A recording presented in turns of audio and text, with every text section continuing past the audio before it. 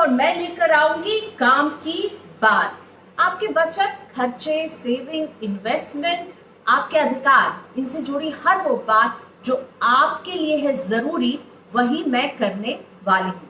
तो इस तरह की वीडियोस अगर आप देखना चाहते हैं तो सत्य हिंदी के यूट्यूब चैनल को सब्सक्राइब करना ना भूलें, बेल आइकॉन को भी क्लिक कर दें ताकि इस तरह की वीडियोस जब हम लेकर आए तो आपको सीधा पता चल जाए। तो मेरे चैनल को भी सब्सक्राइब करना ना भूलें। तो आज मैं लेकर आई हूँ प्रोविडेंट फंड, पीएफ की बात। पीएफ यानी कि एक लॉन्ग टर्म सेविंग कम इन्वेस्टमेंट प्लान, रिटायरमेंट के लिए एक तरह की बचत होती है ये।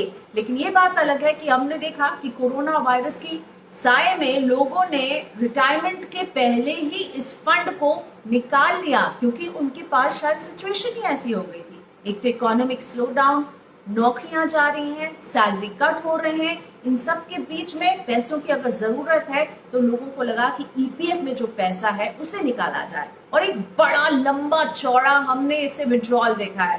2000 करोड़ रुपए लोगों ने निकाले हैं अप्रैल से लेकर के जून के बीच में। सोचिए 80 लाख लोग निकाल चुके हैं और अगर थोड़ा सा और इंतजार किया जाए तो एक्सपर्ट्स ये भी कह रहे हैं कि ये आंकड़ा 1 करोड़ लोगों तक का हो सकता है, यानी 1 करोड़ तक हो सकते हैं लोग जो ये ईपीएफ से पैसे निकाल रहे हैं। वक्त ही ऐसा रहा, इकोनॉमिक स्लो डाउन, वहीं पर नौकरियों पर तलवार गिर रही है, तो सैलरी कट हो रहे हैं, इन सब के बीच में पैसे की जरूरत, लोगों को अपने रोजमर्रा के खर्चों के लिए पैसे नहीं मिल रहे हैं तो ईपीएफ की तरफ वो बढ़ रहे हैं। हालांकि ये ट्रेंड काफी डरावना है क्योंकि आप सोचिए आपने ये पैसे रखे थे कि आप जब रिटायर होंगे तब ये पूंजी आपकी मदद करेगी, लेकिन दुख की बात है कि अभी ही लोगों को निकालना पड़ रहा है।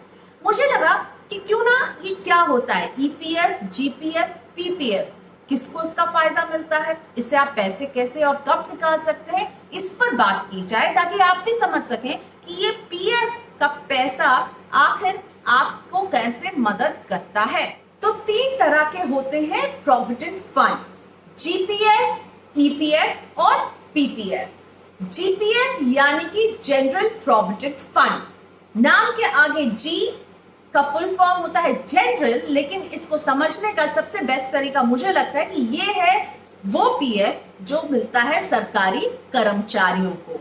जी हाँ, जीपीएफ केवल सरकारी कर्मचारियों के लिए है और ये भी ध्यान रहे कि जीपीएफ 2004 से डिसकंटिन्यू हो चुका है। सरकारी कर्मचारी भी अब एनपीएस में पैसा जमा करते हैं, ना कि जीपीएफ में। लेकिन जिनके पास 2003 के आखिर तक नौकरी मिल चुकी थी उनके पास अभी भी जीपीएफ की सुविधा उपलब्ध है और आर्म्ड फोर्सेस में भी जीपीएफ अभी भी कंटिन्यू कर रहा है। तो आर्मी, नेवी, एयरफोर्स में जीपीएफ के अपने अपने वर्जन है, लेकिन जनरली अब सरकारी कर्मचारियों को भी जीपीएफ की जगह एनपीएस की सुविधा मिलती है। तो सरकारी कर्मचारी जिन्होंने 2004 के पहले नौकरी ज्वाइन की उन्हें जीपीएफ मिलता है और जीपीएफ में हर महीने की सैलरी का जो हिस्सा जाता है वो 6% से लेकर के कितना भी हो सकता है। तो जनरली पीएफ ऐसे ही काम करता है कि आपकी सैलरी का एक हिस्सा इसमें जमा होता है और आपके एम्प्लॉयर का एक हिस्सा जमा होता है और सरकार इस पर इंटरेस्ट देती है। लेकिन जीपीएफ में एम्प्लॉयर का एक हिस्सा जमा होता है और सरकार इस पर इंटरेस्ट देती है। अप्रैल में जून क्वार्टर के लिए जो जीपीएफ का इंटरेस्ट तय हुआ है वो 7.1% है। अमूमन इस पे जो इंटरेस्ट मिलता है वो सरकार की दी जा रही जो स्मॉल सेविंग स्कीम्स है उससे ही तारतम्य बैठा कर दिया जाता है और अभी पीपीएफ पर भी 7.1 का ही इंटरेस्ट मिल रहा है, जीपीएफ पर भी 7.1 का ही इंटरेस्ट मिल रहा है। तो रिटायरमेंट के वक्त ये पैसा वापस उस एम्प्लॉय को मिलता है, एक रिटायरमेंट कॉर्पस उनके लिए क्रिएट होता है। और अगर नौकरी के दौरान, रिटायरमेंट के पहले आप इससे पैसा विड्रॉ करना चाहें तो वो भी कर सकते हैं, इसे एडवांस कहा जाता है। और अलग अलग डिपार्टमेंट के अलग अलग रूल हैं। मैंने देखा कहीं कहा जाता है कि ये आप 3 महीने की अपनी सैलरी के बराबर पैसा निकाल सकते हैं, तो कई 6 महीने तक की सैलरी के बराबर पैसा निकाल सकते हैं।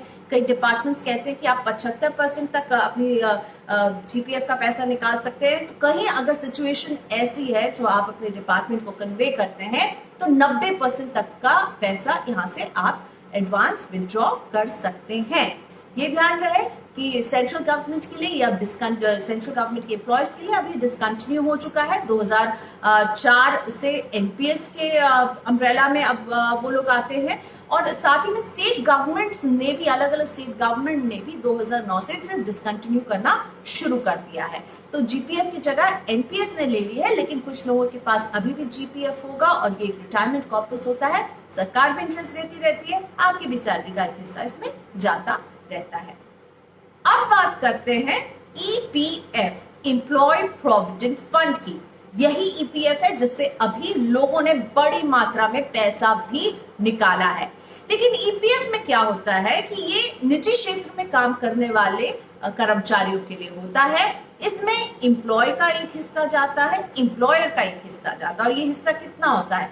एम्प्लॉय की सैलरी प्लस डीए का जो भी 12% है वो एम्प्लॉय की तरफ से कंट्रीब्यूशन जाता है। साथ ही में उसका एम्प्लॉयर भी 12% का कंट्रीब्यूशन देता है, यानी कुल 24% कंट्रीब्यूशन जाता है ईपीएफ फंड में। और एम्प्लॉयर का जो कंट्रीब्यूशन जाता है वो अगेन दो हिस्सों में बढ़ता है। 8.33% जाता है पेंशन स्कीम की तरफ और बाकी बचा 3.67% जाता है ईपीएफ की तरफ। तो कुल 24% जो है वो जाता है और इस पर आपको सरकार की तरफ से इंटरेस्ट भी मिलता है। इस साल अभी तक जो इंटरेस्ट सामने आ रहा है वो है कि 8.5 के हिसाब से इंटरेस्ट मिलेगा। पिछले साल 2019-20 में ये 8.65 था, लेकिन इस साल कम होके 8.5% हो गया है। साथ में ध्यान रखिए कि हर महीने आपको इस इंटरेस्ट का फायदा अपनी जमा हो रही राशि में मिलेगा, लेकिन ये पूरा फायदा आपके अकाउंट में क्रेडिट होता है साल के अंत में, जो फाइनेंशियल ईयर का एंड होता है उसमें होता है। ईपीएफ के विड्रॉल को लेकर कुछ नियम भी हैं और कुछ टैक्सेस का भी आप ख्याल रखिए। वैसे चाहे जीपीएफ हो या ईपीएफ, दोनों ही ट्रिपल ई यानी एग्जेम्प्ट के दायरे में इनमें आपको टैक्स नहीं लगता है। 5 साल मिनिमम पीएफ में आपको बने रहना है ताकि ये राशि आपके लिए टैक्स फ्री हो। ओवरऑल ये टैक्स फ्री है, लेकिन ये तभी टैक्स फ्री होती है जब आप रिटायरमेंट में से पैसे निकाल रहे हैं। आप बीच में भी जब विड्रॉ करते हैं या एडवांस लेते हैं ईपीएफ से, तब भी ये टैक्स फ्री ही रहती है, लेकिन 5 साल की नौकरी कंप्लीट होनी चाहिए। जरूरी नहीं कि एक ही ऑर्गेनाइजेशन के साथ ये कंप्लीट हो। आप ऑर्गेनाइजेशन ए के साथ मान लीजिए 2 साल रहे, ऑर्गेनाइजेशन बी के साथ 3 साल रहे, आपने पीएफ का ट्रांसफर करवा दिया था, तो नथिंग टू वरी, ये राशि पूरी तरह से टैक्स फ्री रहेगी आपके लिए। ध्यान रहे, अगर कोई नौकरी छोड़ता है या उसकी नौकरी चली जाती है और 1 महीने तक नौकरी नहीं है, तो वो इस ईपीएफ से 75% पैसा विड्रॉ कर सकता है। दूसरे महीने भी अगर नौकरी नहीं मिलती है, नौकरी कहीं आपने ज्वाइन नहीं की है, तो आपके पास ये ऑप्शन है कि आप बाकी बचे 25% को भी विड्रॉ कर सकते हैं। यानी पूरा 100% विड्रॉल अगर नौकरी नहीं है आपके पास, तो इस राशि को किया जा सकता है और ये टैक्स फ्री ही रहेगी। अगर आपकी नौकरी के 10 साल पूरे नहीं हुए हैं और आपके पास दूसरी नौकरी नहीं है और आप ये पैसा निकालना चाहते हैं, तो आप पीएफ के साथ साथ पेंशन का पोर्शन भी निकाल पाएंगे विड्रॉ करते। ईपीएफ से जुड़ी एक और बात आप जान लीजिए कि अगर 36 महीने यानी 3 साल तक आपके इस अकाउंट में कोई कंट्रीब्यूशन नहीं होता है, तो ये इनऑपरेटिव बन जाती है। यानी अगर आपने नौकरी छोड़ दी और इसे ट्रांसफर नहीं किया दूसरी कंपनी में, तो यहाँ कोई कंट्रीब्यूशन नहीं हो रहा होगा और ऐसे में ये इनऑपरेटिव हो जाएगी। अगर आपने नौकरी छोड़ी और इसे आप क्लोज करना, इसे पैसे विड्रॉ करना भूल गए, तो 3 साल तक तो इसमें इंटरेस्ट मिलेगा, लेकिन 3 साल के बाद ये एक इनऑपरेटिव अकाउंट बन जाता है। लेकिन ध्यान रहे, अगर आपका वर्क एक्सपीरियंस 10 साल से ज्यादा हो जाता है और जब आप पीएफ विड्रॉ करते हैं, भले ही आपकी नौकरी चली गई हो या आप नौकरी बदल रहे हैं या फिर आप प्रोफेशन बदल रहे हैं और आप एक जॉब ब्रेक ले रहे हो और आप पीएफ का पैसा जब विड्रॉ करेंगे, तब भी आपको सिर्फ पीएफ का ही अमाउंट मिलता है, पेंशन वाली राशि आपको नहीं मिलेगी। साथ ही में आप ईपीएफ से और भी कई कंडीशंस में भी पैसे निकाल सकते हैं, जैसे शादी अगर हो रही हो, हेल्थ रीजन से आप पैसे निकाल सकते हैं, एजुकेशन के लिए पैसे निकाल सकते हैं, होम लोन लेना है, होम लोन का रीपेमेंट करना है, होम का कंस्ट्रक्शन करना है, रिकंस्ट्रक्शन करना है, उसके लिए पैसे निकाल सकते हैं, जमीन खरीदनी है उसके लिए पैसे निकाल सकते हैं। तो इन कंडीशंस को देखकर आप एडवांस पैसा निकाल सकते हैं ईपीएफ से भी। ध्यान रहे ईपीएफ भी पूरी तरह से टैक्स एग्जेम्प्टेड है, यानी जो इंटरेस्ट आपको मिलता है पूरे साल के दौरान वो टैक्स फ्री है। साथ में आप ईपीएफ की छूट 80C में भी क्लेम कर सकते हैं। तो ये बात हुई ईपीएफ की, और अब पढ़ते हैं पीपीएफ की। पीपीएफ का दायरा इससे और बड़ा है। कोई भी पीपीएफ अकाउंट खोल सकता है, चाहे वो किसी निजी फर्म में काम करने वाला कर्मचारी हो, किसी सरकारी फर्म में काम करने वाला कर्मचारी हो, कोई बिजनेसमैन ही क्यों ना हो। PPF account, public provident fund account कोई भी खोल सकता है। ध्यान रहे कि पीपीएफ में 15 साल का लॉक इन पीरियड होता है, तो 15 साल के लिए आपके पैसे यहाँ पर लॉक हो जाएंगे। आपको इसमें निवेश करना है, इसमें कोई एम्प्लॉय और एम्प्लॉयड कंट्रीब्यूट नहीं करता, आप एक इन्वेस्टमेंट करते हैं पीपीएफ में, तो आप मिनिमम 500 रुपए से 1.5 लाख तक का इन्वेस्टमेंट कर सकते हैं। आप अपने नाम में भी एक पीपीएफ अकाउंट खोल सकते हैं, और कई लोग अपने माइनर बच्चों के लिए भी पीपीएफ अकाउंट खोलते हैं, तो आप ये भी कर सकते हैं। लेकिन जब आप 80C में फायदा लेने जाएंगे तो केवल 1.5 लाख के ही इन्वेस्टमेंट पर छूट मिलेगी।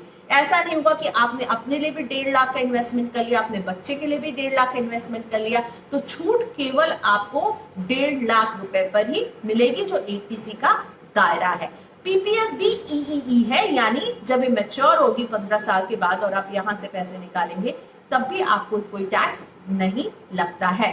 पीपीएफ में इस बार का इंटरेस्ट है 7.1% का इंटरेस्ट इसमें मिलेगा। लेकिन बहुत ही इंटरेस्टिंग बात, क्या आप जानते हैं 1986 से लेकर के 1999 में पीपीएफ में 12% का इंटरेस्ट मिलता था, और ये जो 7.1 का इंटरेस्ट रेट अभी पीपीएफ में मिल रहा है, ये अभी तक का 43 साल में लोएस्ट इंटरेस्ट है जो पीपीएफ में मिल रहा है। क्योंकि जिस तरह का समय है, कोरोना वायरस को लेकर अर्थव्यवस्था जिस संकरी गली से गुजर रही है, ऐसे में यही दिख रहा है कि पीपीएफ पर भी इसकी गाज, पीपीएफ के इंटरेस्ट पर इसकी गाज गिरती हुई।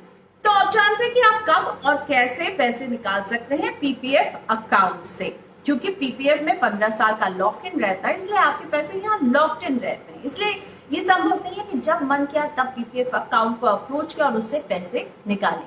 पैसे निकालने के रूल ये है पीपीएफ अकाउंट से कि आप तीसरे से लेकर 6th ईयर के बीच में पैसे लोन ले सकते हैं। 1% का इंटरेस्ट इस पर आपको अदा करना होगा, और ये राशि कितनी होगी, जो जितनी भी पैसे आपके दूसरे साल में होंगे उसका 25% हिस्सा ही आप निकाल सकते हैं, उससे ज्यादा नहीं। और ध्यान रहे कि 7वें साल में पीपीएफ अकाउंट से पार्शियल विड्रॉल की भी सुविधा मिलती है, और ये राशि आपके चौथे साल में जितने पैसे होंगे उसके 50% से ज्यादा आप नहीं ले पाएंगे।